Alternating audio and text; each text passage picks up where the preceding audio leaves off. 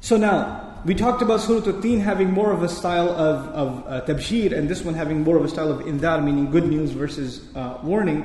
The other thing that's very important to highlight is Surah Al-Teen mentioned ajr.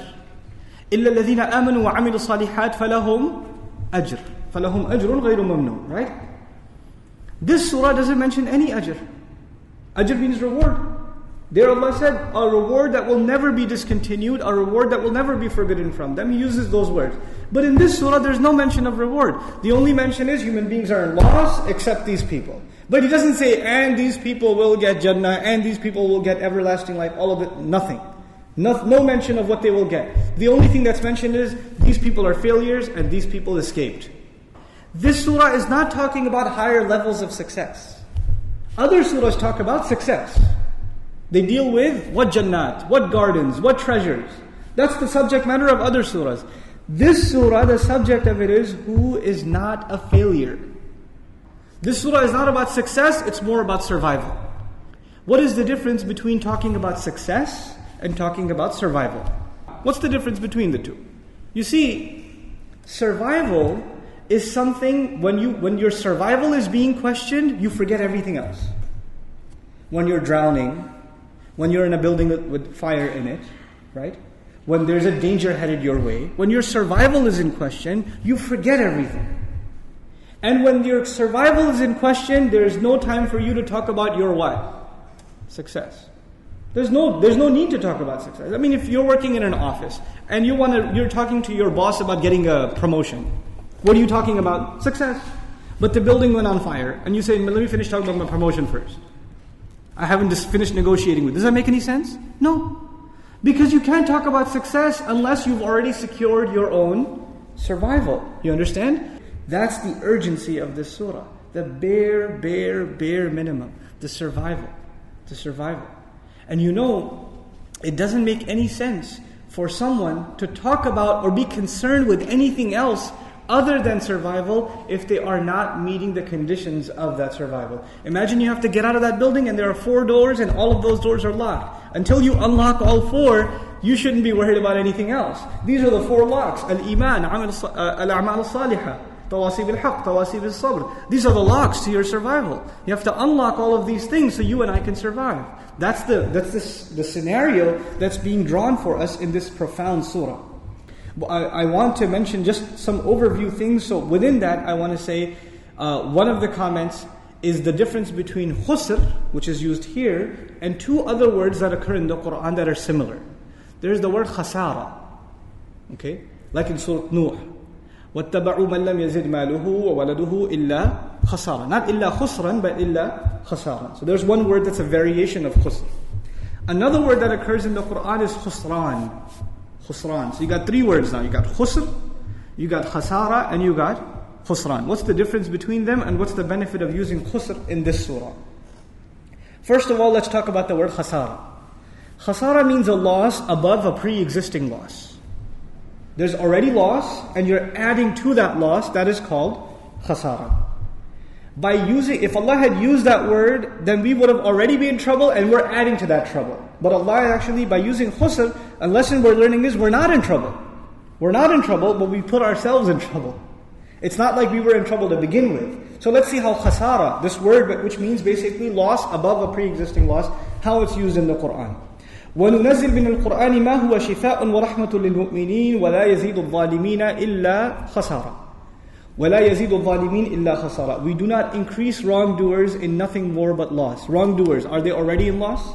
Yes. And Allah increases them. You see the way it's being used? Similarly, we find, as I mentioned in Surah Nuh, وَاتَّبَعُوا, and they followed مَنْ لَمْ يَزِدْهُ مَالُهُ وَوَلَدُهُ إِلَّا خَسَارًا. The one who wouldn't increase him or his wealth or his children in anything more than loss. In other words, they ended up following people that are losers to begin with, and following them would make them even more of a loser. Now, this is the first benefit of not using khasar in this surah as opposed to using khusr. But then there's the word khusran, very powerful word.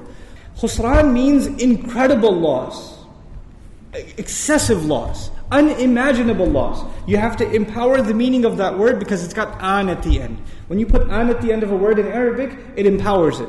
Like you know how we say Ar-Rahman? It's not just merciful, it's incredibly merciful. When you say غضبان, it's not just angry, it's furious, it's enraged.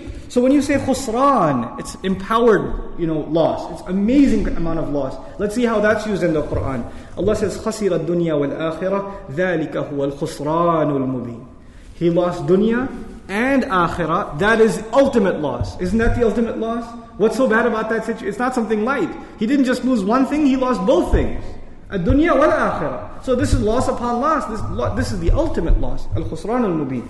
So because it's still loss but not the ultimate loss, the word that is balanced and appropriate in this surah is innal insana lafi khusr. If it was in the hellfire, then what would the word be? The khusran. Lafi khusran, because that's the ultimate loss. You couldn't get any worse loss than that. We talked about the difference between two things, success and survival. We talked a little bit about survival. We didn't talk about the other thing, which is what? Success. Every single human being, in their head, they have an understanding of what it means to be successful. Every single human. Doesn't have to be Muslim. Every human being. Doesn't have to speak your own language. Every culture, every society, every man, woman, and child aspires to something that they consider success. For your kid, it may be getting a good grade.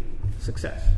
For you, it may be a promotion or getting a job or making a lot more money than you do now or getting a certain car or marrying a certain person or buying a house. Whatever it may be, there's something in your head that you consider success. And there are some people you look at and you don't even have to think about it. As soon as you see them, the thought that crosses your mind is, that guy's pretty successful.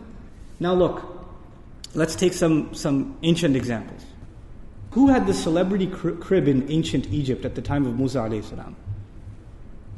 Fir'aun, huh? You could see his house from miles away. I mean, that's some pretty good architecture. It's still around. Right? It's pretty solid foundation. It's a world monument.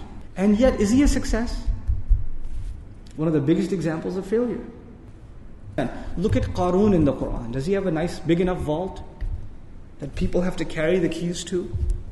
But horrible failure. Then on the other hand, you have, if somebody gets deported from a country, you would consider that a failure. It's pretty embarrassing and humiliating, isn't it? Was Rasulullah sallallahu alayhi wasallam expelled, literally deported from Mecca? He was. Rasulullah sallallahu alayhi wasallam had to live in a cave, eating off of shrubs. Sallallahu alayhi wasallam. The greatest example of success, and yet he's living, and if you saw somebody living like that today, you would not think success. That's not what would cross your mind. If somebody gets kicked out of their home, they become homeless, it's a failure. Ibrahim alayhi salam, does he get expelled from his home? He does. And yet, one of the greatest examples of success in human history. What are we learning from these examples? We're learning that the way we think about success and failure is not the way Allah wants us to think about success and failure. The lesson to learn in this surah is all human beings are in a desperate need to survive. Wal Asr innal insana lafi khusr. Human beings are drowned in loss. Human beings are lost. They're in loss, immersed in it. What does that tell you? That tells you that there are no exceptions. There are no exceptions. Allah doesn't say innal kafira lafi khusr. Some mufassirun commented, al-insan ay al-kafir. We'll talk about that. Like the human being, it's referring to the kafir. When Surah Al Asr was revealed, wal asr innal insana lafi khusr. Those who only heard that much said, what are we going to do? Until the exception came and gave them relief. إِلَّا الَّذِينَ آمَنُوا وَعَمِلُوا الصَّالِحَاتِ وَتَوَاصَوْا بِالْحَقِّ وَتَوَاصَوْا بِالصَّبْرِ. So this exception becomes critical because this becomes a matter of our survival. This becomes a matter of our survival. And if we don't address this, then there's no point talking about success.